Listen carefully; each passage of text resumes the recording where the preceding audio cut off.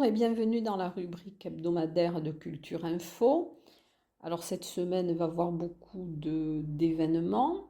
Je vais vous rappeler en premier lieu la fin du 42e mai du livre en édition numérique. Il y aura 3 dernières émissions qui seront diffusées sur la chaîne YouTube Mai du livre 65.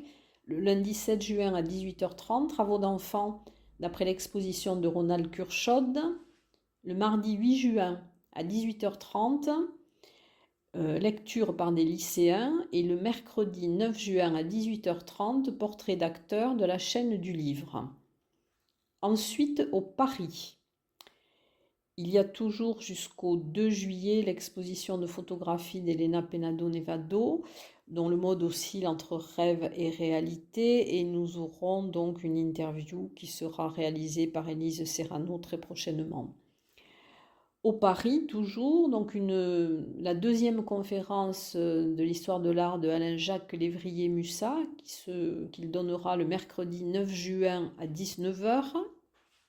Ensuite, théâtre au Paris, dont du 10 au 13 juin par la compagnie Bail Collectif, Rachel danser sur nos morts. C'est une pièce qui a été inspirée de l'œuvre de Jonathan Demme, Rachel Getting Married, qui est mise en scène par Delphine Bentolila, qui joue également dans la pièce, et les représentations seront le 10, 11, 12 juin à 20h30 et le dimanche 13 juin à 16h. Les réservations sont conseillées en raison toujours des jauges réduites. Et nous aurons une interview de Delphine Bentolila dans le prochain numéro de Culture Passion. Au Carmel, eh bien, si vous voulez voir l'exposition Le portrait de Guillaume Rojouan, il faudra vous dépêcher puisqu'elle se termine le 12 juin. Au Parvis, le 8 juin à 19h, il y aura une conférence de Laurent Grasso, donc qui va présenter son projet. Et le 9 juin, du 9 juin jusqu'au 9 octobre, il y aura donc son exposition qui s'appelle 783, chiffre qui correspond à la fréquence des résonances mesurées dans le champ électromagnétique terrestre, et exposition qui interroge notre perception du réel à travers des domaines aussi hétérogènes que ceux de la science, de la croyance, du pouvoir et du temps. C'est un constant aller-retour entre le réel et la fiction. Toujours au Parvis, dans les spectacles vivants, donc le lundi 7 juin et mardi 8 juin à 19h, Passionaria, avec la compagnie La Véronale et Marcos Moro. Ils nous font souffler un vent de créativité sur la danse espagnole. Le vendredi 11 juin à 20h30, Passion Disque 33 tours, pour les passionnés de musique populaire des années 50 à nos jours. Toute l'équipe de Renaud Cojo, dont vous invite à partager la bande son de votre vie. Dans le cadre de l'exposition Histoire de famille, donc exposition collective entre Omnibus et l'Atelier 20, alors qui est toujours visible donc jusqu'au 11 juillet à Omnibus du mercredi au samedi de 15h à 19h, à l'Atelier 20 du mercredi au dimanche de 15h à 19h. Et dans le cadre de ces expositions, il y aura alors le 17 juin au laboratoire d'Omnibus une rencontre avec Dorine Tetti.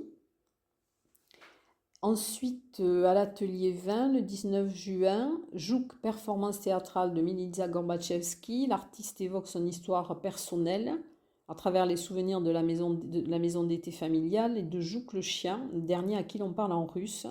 Alors cette rencontre avec Milica Gorbachevski sera toutes les 30 minutes par groupe de 10 personnes. Ensuite, alors, il y aura au CAC de Séméac une exposition qui a commencé le 29 mai, qui se poursuit jusqu'au 12 juin, du mardi au samedi de 14 à 18h. Alors les œuvres de Martine Léon, mise en scène des couleurs, peintures, ce sont des peintures à l'huile, et de Catherine Graspaille, de Terre et de Feu, qui est une céramiste. Dans la rubrique théâtre, au CAC de Séméac, donc avec la compagnie Les Petits Pieds dans le Plat, il y aura 3 spectacles. Alors les collégiens vont présenter Le Tour du monde en 80 jours de Jules Verne, le vendredi 11 juin 2021 à 20h30 avec une adaptation de Yves Huet.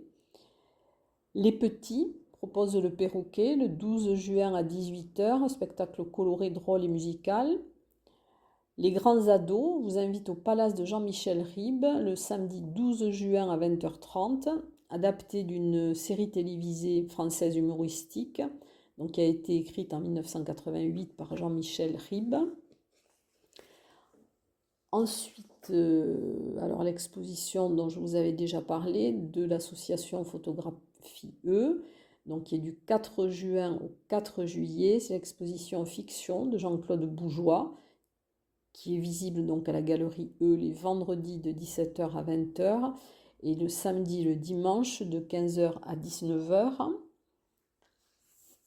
Vous aurez aussi à la maison natale du maréchal Foch une exposition jusqu'au 7 juillet 2022, je dis bien 2022, de 10h à 12h et de 14h à 17h, Les Poilus, vus par Sem, ou Georges Goursat, qui était un artiste à succès pendant la Belle Époque.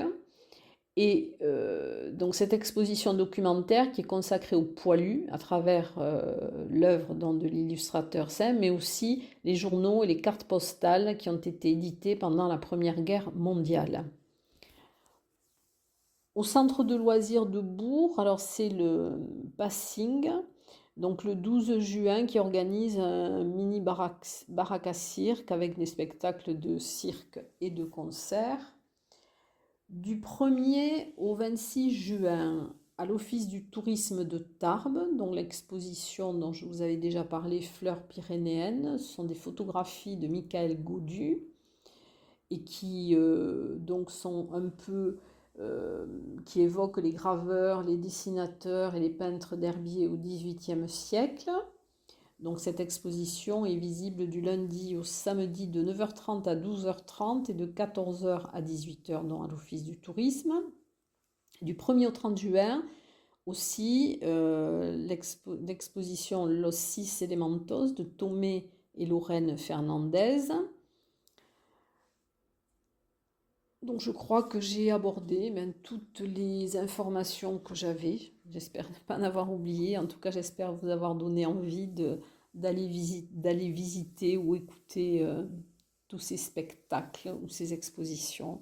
Et je vous dis à très bientôt. J'espère vous retrouver la semaine prochaine.